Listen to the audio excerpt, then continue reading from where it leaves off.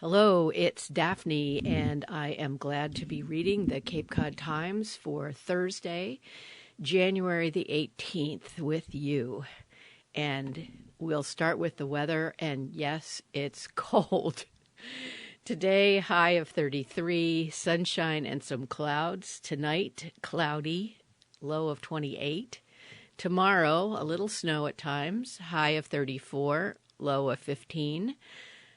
Saturday, mostly cloudy, very cold, high of 21, low of 14.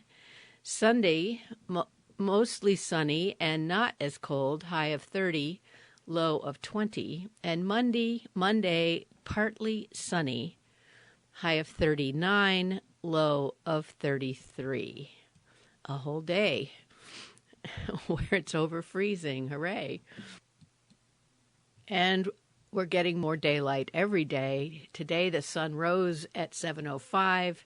It will set at 4:39, giving us 9 hours and 34 minutes of sunshine, or daylight anyway. And to the front page of the Cape Cod Times, the picture on the front page is of a bulldozer grading the slope of a active portion of the Bourne Integrated Solid Waste Management Facility. The title of the article is "The Cost of Growth, Bourne Awaits Price of Expansion of Only Cape Cod Landfill." And this is reported by Paul Gately.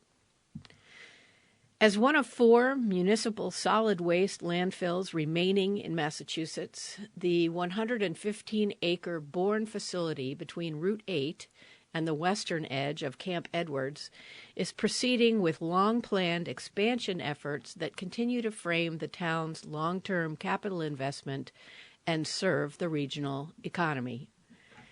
Constructing new administrative offices and a garage complex to the south of current recycling operations, along with creating more disposal space atop existing trash cells, are next, according to Landfill Operations Director Asa Mintz. Quote, "This expansion will be the biggest in state history," Mintz said. There are 16 active landfills in Massachusetts, including 7 in the southeastern region, according to the State Department of Environmental Protection.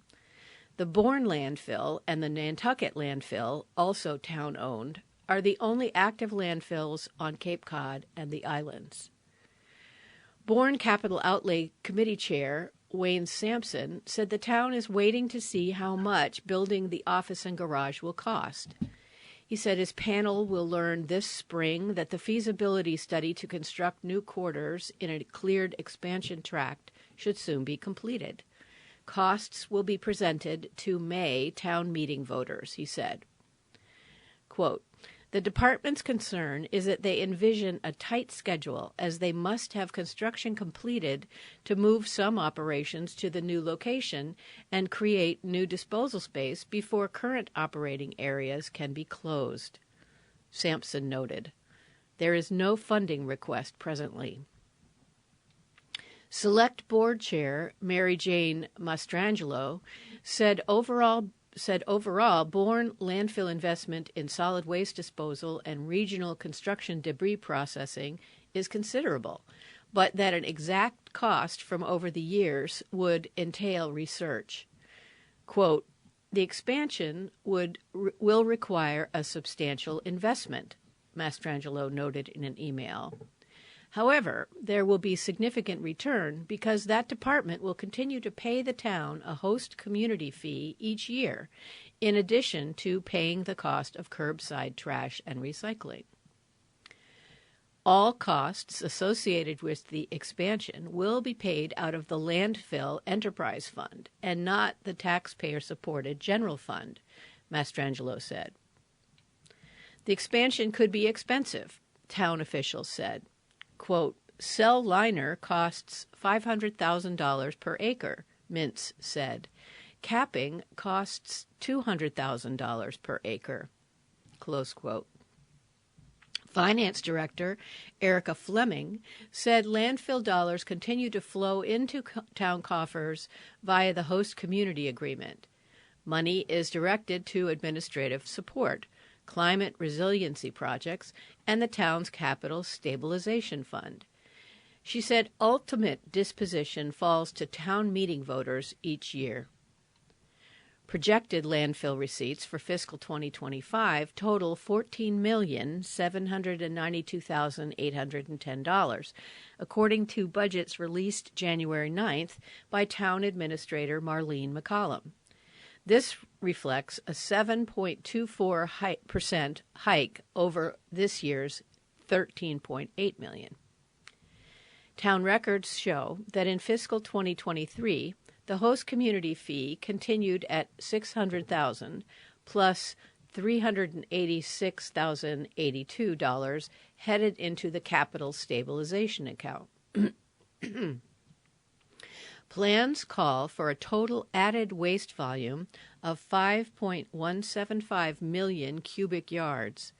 The facility's tonnage limit is now 219,000 cubic tons per year, or 825 daily tons as allowed by state environmental authorities. In addition, the facility accepts 125 tons of construction debris from the Cape, South Coast, and South Shore. The construction debris reflects economic conditions. Quote, "Some days the trucks form a long line with C&D," Mintz said. "Sometimes there's no line." There will be expansion in multiple phases on two areas through two efforts involving 17 acres for horizontal waste disposal south of the current operations and 74 acres of additional vertical disposal atop the existing cells. A box turtle habitat in the area set for expansion has been offset by setting aside 4 protected areas along Route 28. Landfill administrators have assured the public the residential recycling area and Dorothy's swap shop will continue operating during expansion. Landfilling over the Cape's sole source aquifer might, in some quarters, seem like an environmental time bomb. But overall, operations across more than 2 decades and expansion plans have navigated exacting scrutiny. Now vertical cell expansion is underway, Mintz said. Quote, "All regulatory compliance and environmental review are complete," he said. "We've taken into account aquifer protection. Those forever chemicals and greenhouse emissions gases have been addressed. Hydrogeologic studies have been done for the south expansion area and the current facility," close quote. Moving into a cleared area and ultimately creating more double-line disposal cells have met Site Assignment Modification Review, Bourne Board of Health and Landfill Working Model Group examination, as well as Planning Board input and Cape Cod Commission regional impact scrutiny.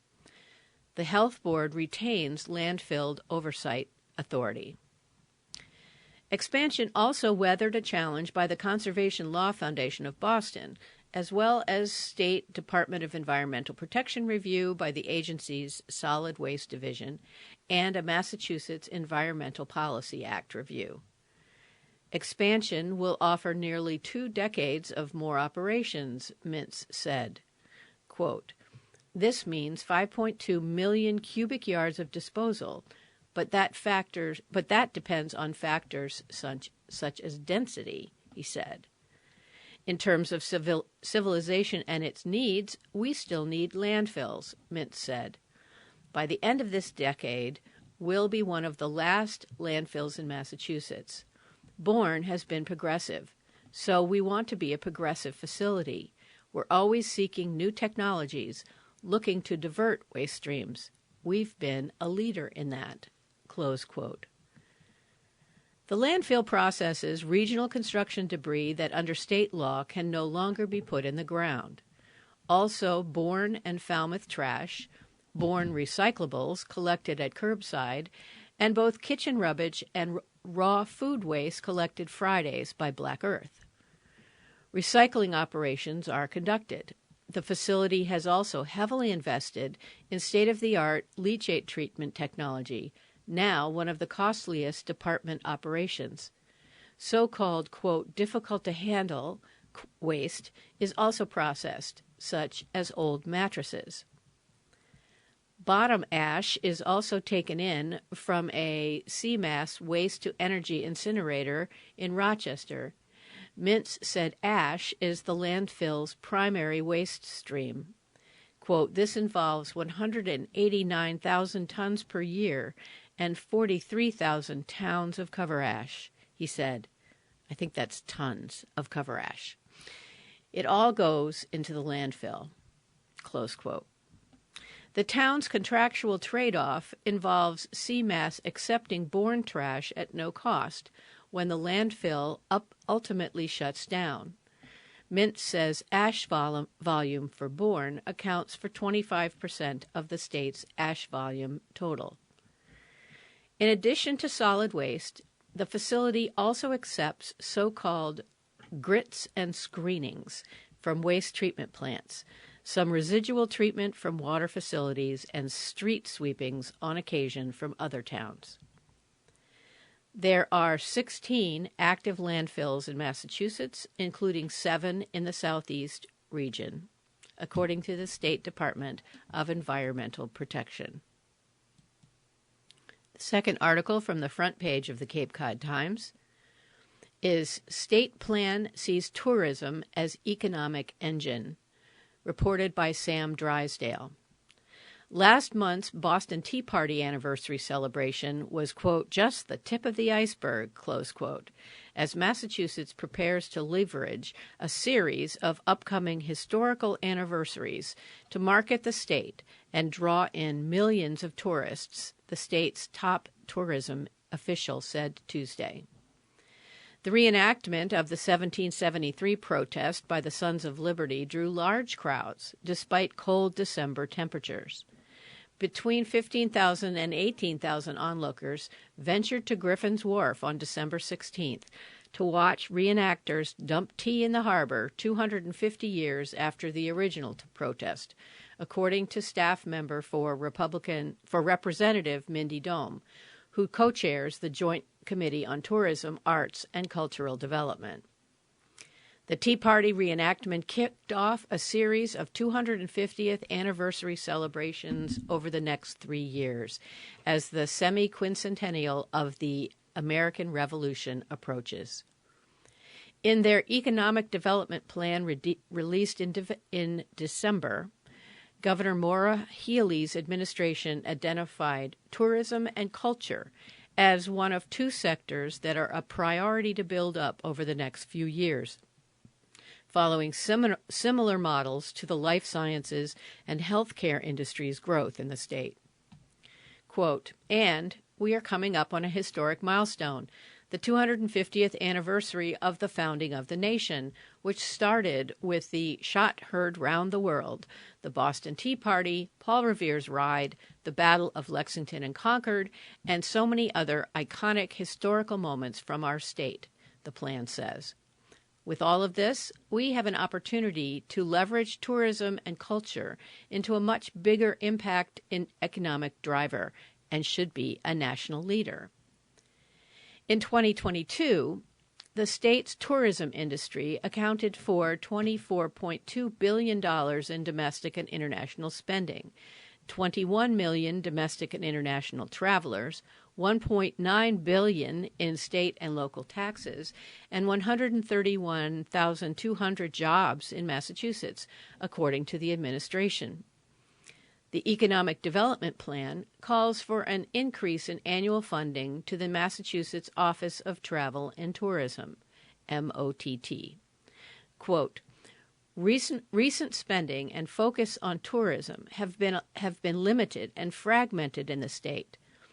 To become a leader and to own the 250th, the Haley-Driscoll administration proposes stronger convening and coordination and increased investments in marketing and branding to the Massachusetts Office of Tourism and Travel, close quote, the Economic Development Plan says. Since the plan was published last month, the state's fiscal outlook has changed. Healy made budget cuts last week, the first mid-year spending cuts in 7 years, and budget writers agreed to base next year's state budget on a minimal increase in state tax revenues. Increased tourism spending would bolster domestic and international travel into the state and drive economic growth, the plan says. Healy's approach to spending on the tourism office next year will come into focus when she files her annual budget next week. Other significant dates that Mott has identified for potential major events include Paul Revere's Midnight Ride and the Battles of Lexington and Concord in April 2025, the Battle of Bunker Hill in June 2025, Evacuation Day in March 2026, and the reading of the Declaration of Independence on Independence Day in 2026. Tall ships are expected to return to Boston Harbor in the summer of 2026 as part of the Sail 250 maritime celebration of the founding of the United States, which Sail Boston director Dusty Rhodes says is expected to draw, hopefully, 5 million visitors. Meanwhile, Mott Executive Director Kate Fox said at a Massachusetts Marketing Partnership Board meeting on Monday that there was a, quote, great increase in traffic from last year on the international market, close quote. The state's tourism office partnered with travel agencies in the United Kingdom last year to train agents, quote, so they can better sell the Massachusetts product, close quote, and participated in international marketing schemes alongside other states. In ramping up Mott operations, particularly in anticipation of 250th celebrations, Fox said the office is also planning to bring on more people, launch a new domestic marketing campaign, update its website, put out new research contracts, and create a sports marketing plan. Healy will also host a 2024 Governor's Conference on Travel and Tourism on April 2nd, calling for in the Economic Development Plan to, quote, align industry and create marketing and communication cohesion. Oh, let's go to the lottery now. We'll begin with the numbers game. The midday drawing on Wednesday, January 17th, was 1950. Again, midday drawing for the numbers game. Drawn yesterday, January 17th. The numbers were 1950. The evening drawing numbers were 8705. Again, the evening drawing numbers were 8705 for the numbers game. For mass cash, drawn yesterday, January the 17th, the numbers are 3, 4, 19, 20, 29. Again, for mass cash, 3, 4, 19, 20, 29. For Powerball, drawn Wednesday, January the 17th, the numbers are 18, 22, 43, 61, 65, with the Powerball of 2. Again, Powerball drawn yesterday, the 17th. The numbers are 18, 22, 43, 61, 65, and the Powerball is 2. For Mega Millions, drawn Tuesday, January the 16th, the numbers are 2, 10, 42, 49, 54, with the the Mega Ball of 13. Again, Mega Millions drawn on Tuesday. The numbers are 2, 10, 42, 49, 54, with the Mega Ball of 13. For Mega Bucks drawn yesterday, Wednesday the 17th, the numbers are 15, 16, 21, 25, 28, and 39. Again, for megabucks drawn yesterday, the 17th, the numbers are 15, 16, 21, 25, 28, and 39. And finally, for Lucky for Life, drawn yesterday, the 17th, the numbers are 3, 13, 16, 29, and 36. And the lucky ball is 14. Again, Lucky for Life, the numbers are 3, 13, 16, 26, I'll say that again. Lucky for Life drawn yesterday, the numbers are 3, 13, 16, 29, 36, with the lucky ball of 14. And we'll go back to the news. National news from the front page of the Cape Cod Times. This article is entitled, Proposed CFPB Rule Would Cut Fees for Overdrafting, reported by Joey Garrison. The Biden administration on Wednesday proposed a new consumer protection rule aimed at cutting expensive overdraft fees that banks charge to perhaps as low as $3 as part of President Joe Biden's efforts to curb so-called junk fees. The Consumer Financial Protection Bureau rule, which the banking industry opposes, would close a regulatory loophole that exempts overdraft lending services from provisions in the Federal Truth in Lending Act of 1968. As a result of the loophole, banks rake in billions in revenue by charging fees, typically about $35, when a debit card transaction forces the balance of an account into negative. Under the new rule, banks could still offer overdraft loans to consumers, but the banks would have to be compliant with federal consumer protections for lending. That includes disclosing interest rates and fees for overdraft transactions, identical to the requirements for credit cards and other loans. Future overdraft fees charged by banks would also not be allowed to exceed the bank's losses. A bank could either calculate its own fees through a break-even standard or rely on a break-even fee set by the Consumer Financial Protection Bureau.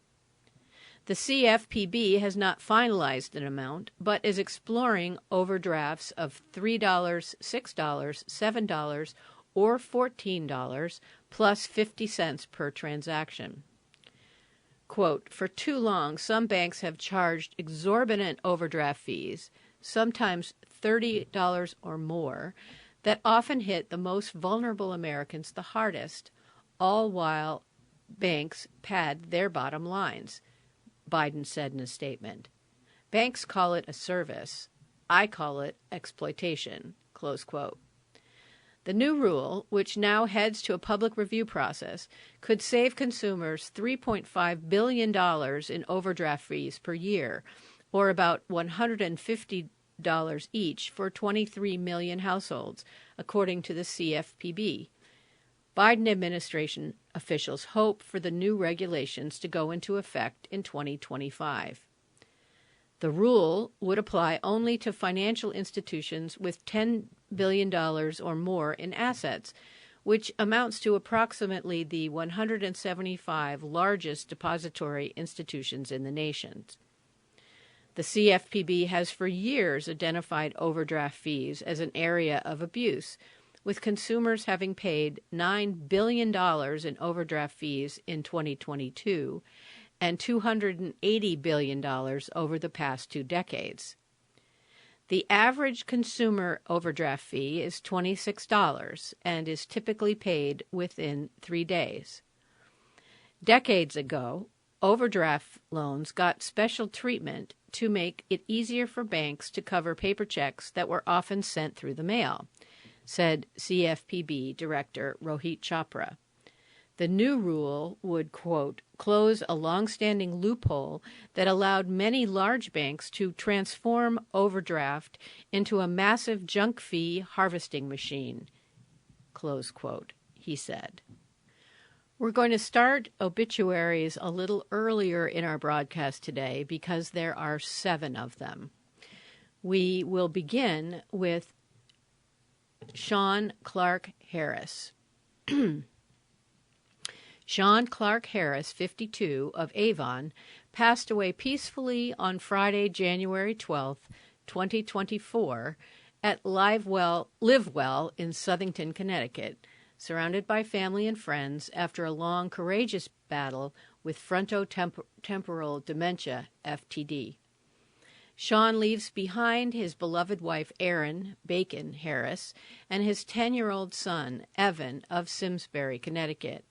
His parents, Tim and Charmaine Lees Harris, of Yarmouthport, Mass., his sister, Dara, of Yarmouth, Massachusetts, nephew, Hunter, of Cleveland, Ohio, and niece, Sasha, of Washington, D.C.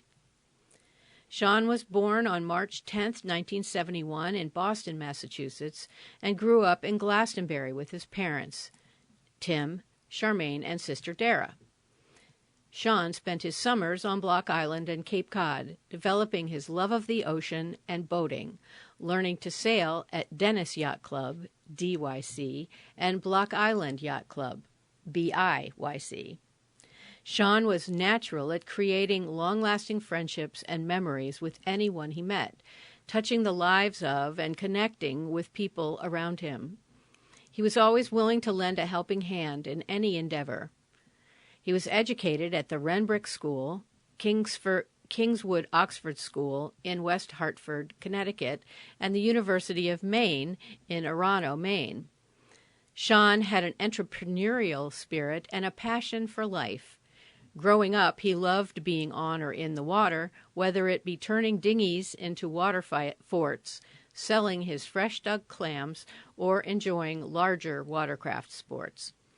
His sense of humor could leave you speechless with laughter. He was an animal lover from early on, starting with the golden retrievers he grew up with. Sean enjoyed Hartford Whalers games with his family and was an avid skier, frequenting Sugarloaf Mountain.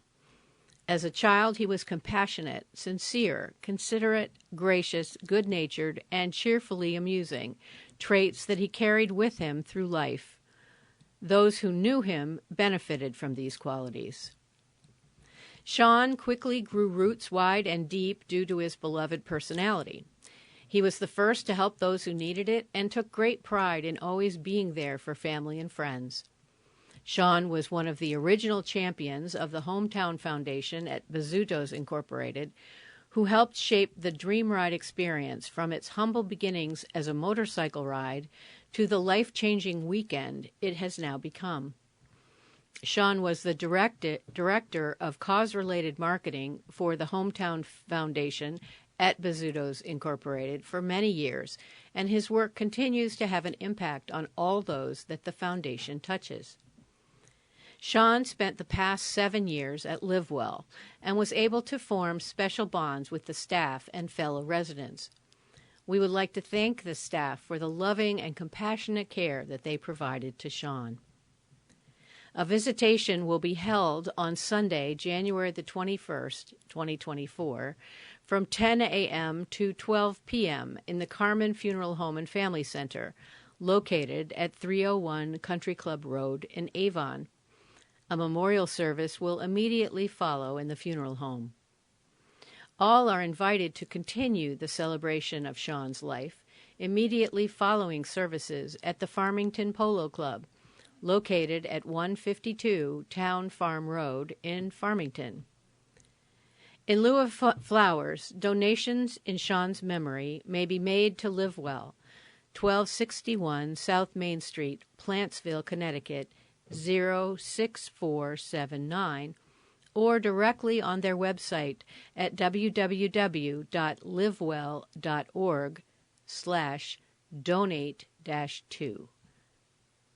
The Association for Frontotemporal Degradation at 2700 Horizon Drive, Suite 120, King of Prussia, Pennsylvania, 19406, or https:// www.kkpc.org theaftd.org/get-involved/ways-to-give, or the Hampton Foundation, Incorporated, 274 Schoolhouse Road, Cheshire, Connecticut, 06410, or https://fundraise.givesmart.com/f/34oh/n?vid =13CXKV. Additional information and online condolences available at www.carmenfuneralhome, all one word, .com. Our second obituary for today is for Owen Paul Hickey. Owen Hickey of Barnstable passed away peacefully at home after a long-fought battle with lung cancer. Owen was born July the 10th, 1947, to John and Marguerite Hickey of East Providence, Rhode Island. He was the beloved husband to Karen Newberg Hickey. Owen enlisted in the Marine Corps and spent his 18th birthday on Parris Island, South Carolina, and is a Vietnam War veteran. Upon returning to the United States, he found his love of flying.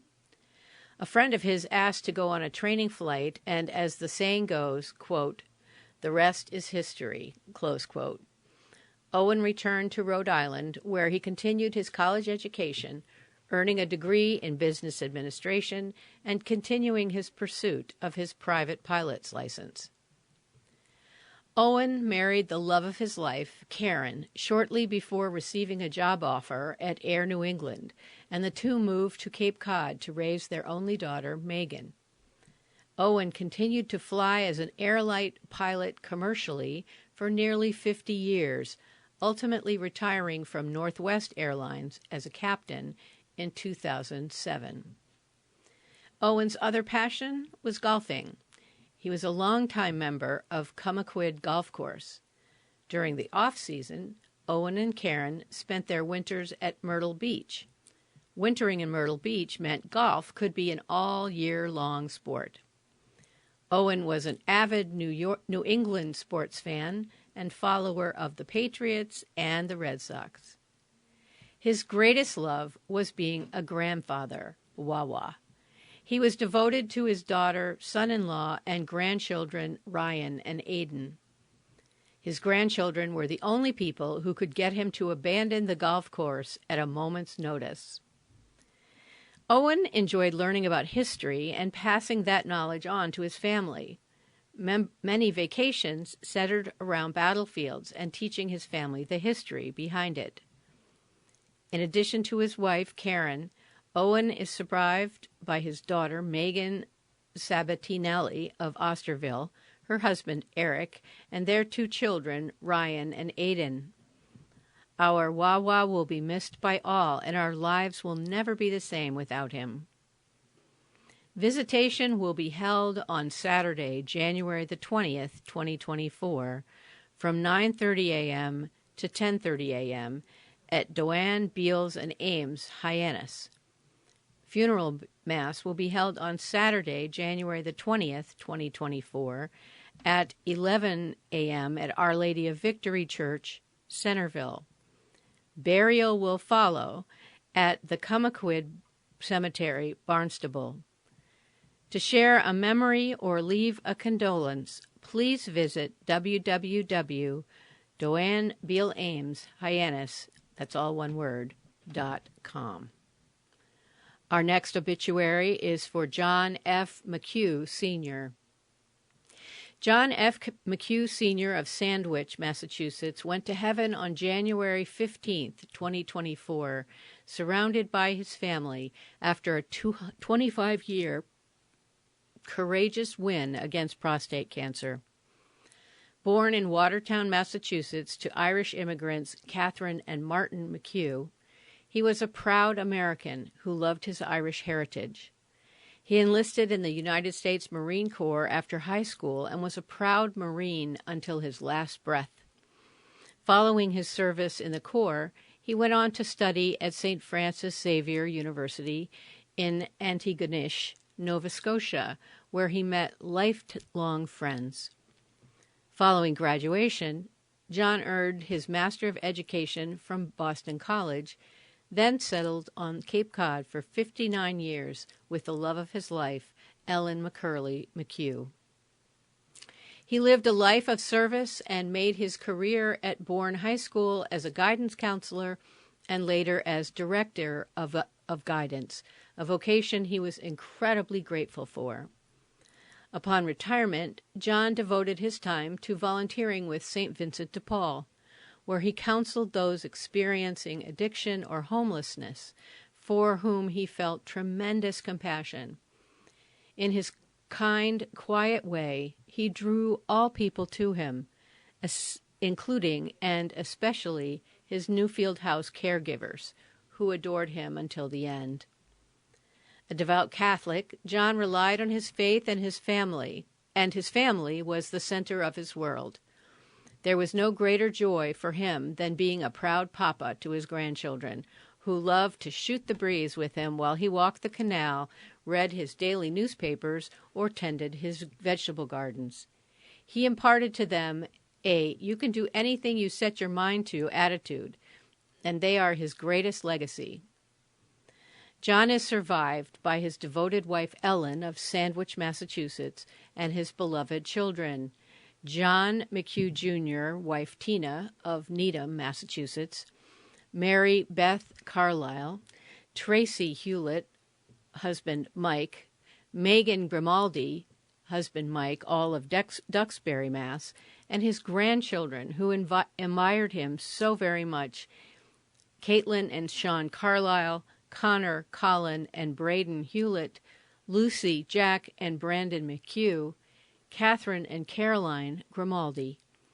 He is also survived by his sisters Marion Woodcock and Margaret Mitchell O'Neill, as well as many loving nieces, including Debbie Sylvester, Kate O'Neill King, Allison Genovese, Caitlin Kyle, and Corinne Gelhart.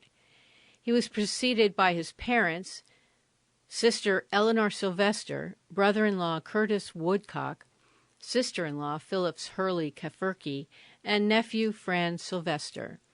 He also leaves behind many wonderful friends who will miss their Big Mac. He will be forever loved and forever missed. A Mass of Christian burial will be held Friday, January the 9th, 2024, at 11 a.m. at Corpus Christi Parish, 324 Quaker Meeting House Road, East Sandwich. Visitors are allowed to gather with the family prior to the Mass, 9:30 to 10:30 a.m., at Nickerson Bourne Funeral Home, 154 Massachusetts 6A, Sandwich. Burial will be held Monday, January the 22nd, 2024, at Massachusetts National Cemetery at 11 a.m. In lieu of flowers, donations in John's memory may be made to the St. Vincent de Paul Society. For directions and online condolences, please visit www.nickersonbournefh.com. This obituary is for Larry Zatsky. Larry Zatsky, 75, of Dennis, Massachusetts, passed away peacefully with his family by his side on January 14, 2024. He is survived by his longtime partner, Diane Rommelmeyer, his two children and their spouses, Elliot Zatsky and his wife Sierra, Shelley Zatsky and her husband Scott Hinchcliffe, his sister Carol Ficker and her husband Newell, and sister Joni Zatsky Bell. Proud grandpa to Drake, Miles, and Ryla, who all brought him great joy. Larry will be remembered for his love of boating and the ocean, being an avid car enthusiast, and spending time with his family, especially at Thanksgiving. In lieu of flowers, donations in Larry's memory may be made to the COPD Foundation, https://www.copdfoundation.org. Our next obituary is for Beverly F. Smith. Beverly F. Smith, née White, 86, of South Yarmouth, Massachusetts, passed away peacefully on Sunday, January 14, 2024. A remembrance will be held at Chapman Funeral Home, 58 Long Pond Drive, South Yarmouth, from 10 to 11 a.m. on Saturday, January 20th, 24. Burial will follow at Chandler Gray Cemetery in West Yarmouth.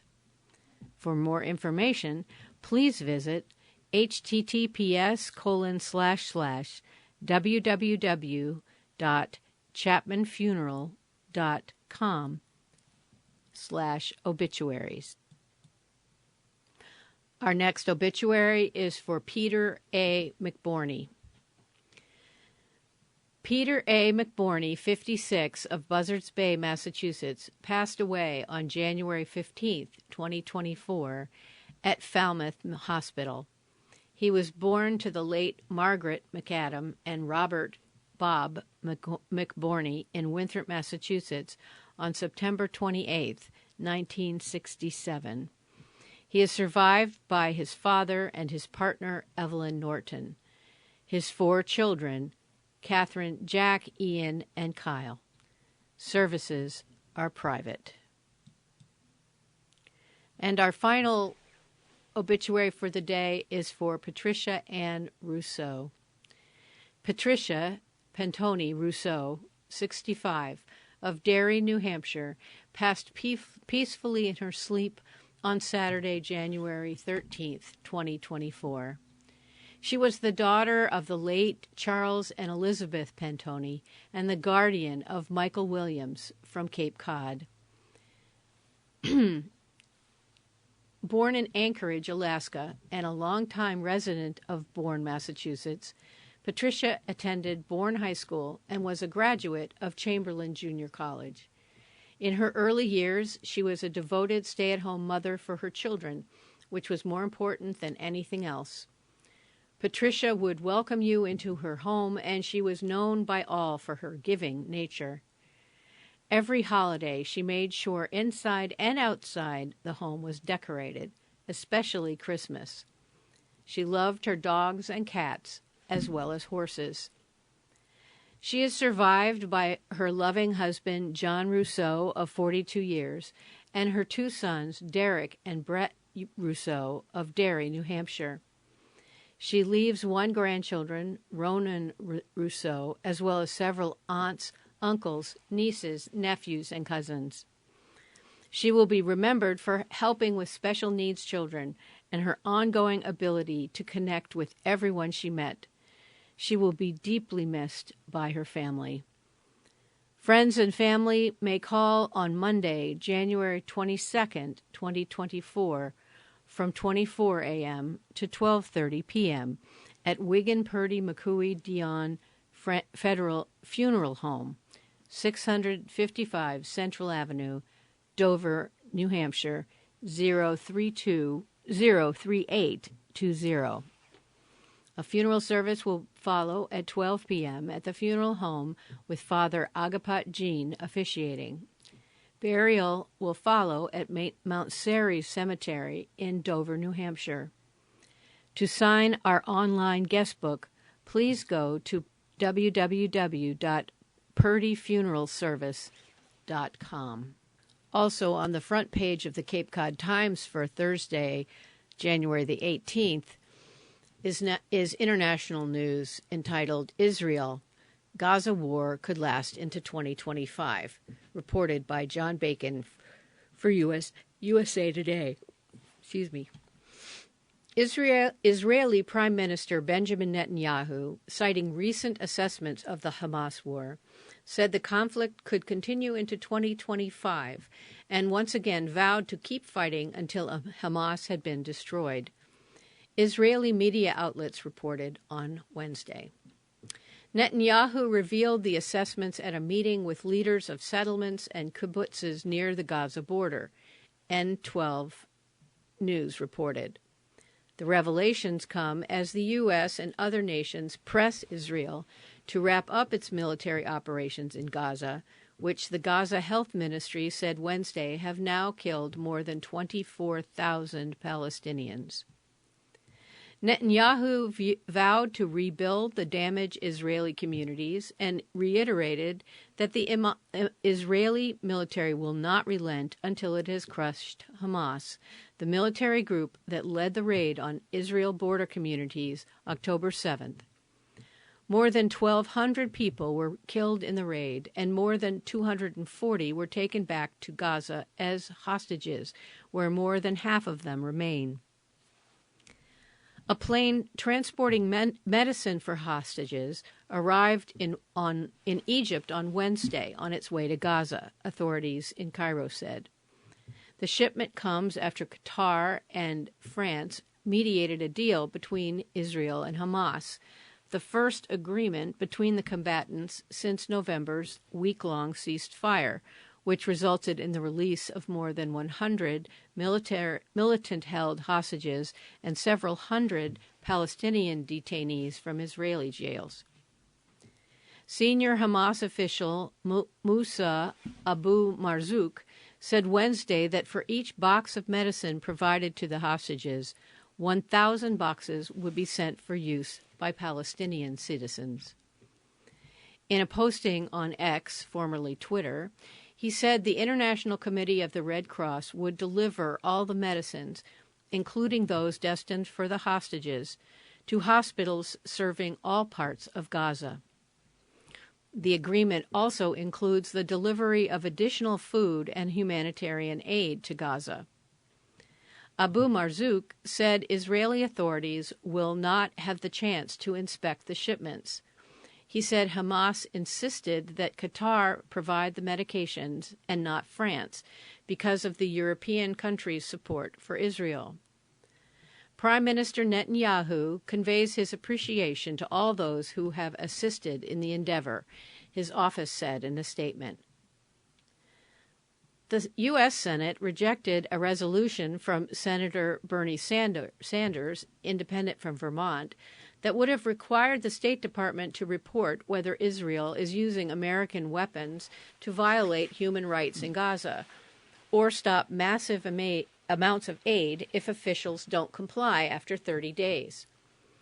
Shot down by a vote of 72-11, the move illustrates the divisions between progressive Democrats and the rest of their party on the Israeli-Hamas war, including President Joe Biden, who is facing blowback from young left-wing voters. Quote, "No matter what your view on this terrible war may be, we cannot bury our eyes in the sand," Sanders said on the Senate floor Tuesday. Since the latest conflict began, quote, "we have not considered a single measure that grappled with the unprecedented destruction, the humanitarian crisis, or the use of American weapons in a military campaign that has left so many dead, wounded, and displaced," close quote. The head of the UN Agency for Palestinian Refugees says he is shocked by how poor the conditions in the Gaza Strip have become after 3.5 months of war. UN RWA Commissioner General Philippe Lazzarini spoke to reporters on Wednesday, a day after wrapping up his 4th visit to Gaza since the war broke out October the 7th. Lazzarini said he was struck by the moods and circumstances of the masses of displaced people who have sought safety in the southern part of the territory, many living in sprawling tent camps. The UN estimates that over 80% of Gaza's 2.3 million people have been displaced. He said the conditions have steadily worsened with each of his trips. The most recent previous visit was just before Christmas. Quote, now you have a plastic makeshift site having mushroomed almost everywhere, Lazzarini said.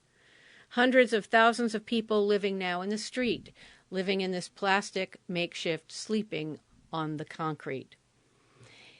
Close quote. He said UN shelters are not an option because they are overcrowded and suffering from poor sanitary conditions. Lazzarini said he was also struck by the sense of helplessness in the people he saw. He said they are in, quote, survival mode, exhausted, demoralized by the appalling hygienic conditions and lack of hope. Many think it will be impossible to return home when the fighting stops because the destruction is so vast, and many talk of leaving Gaza in hope of building new lives elsewhere.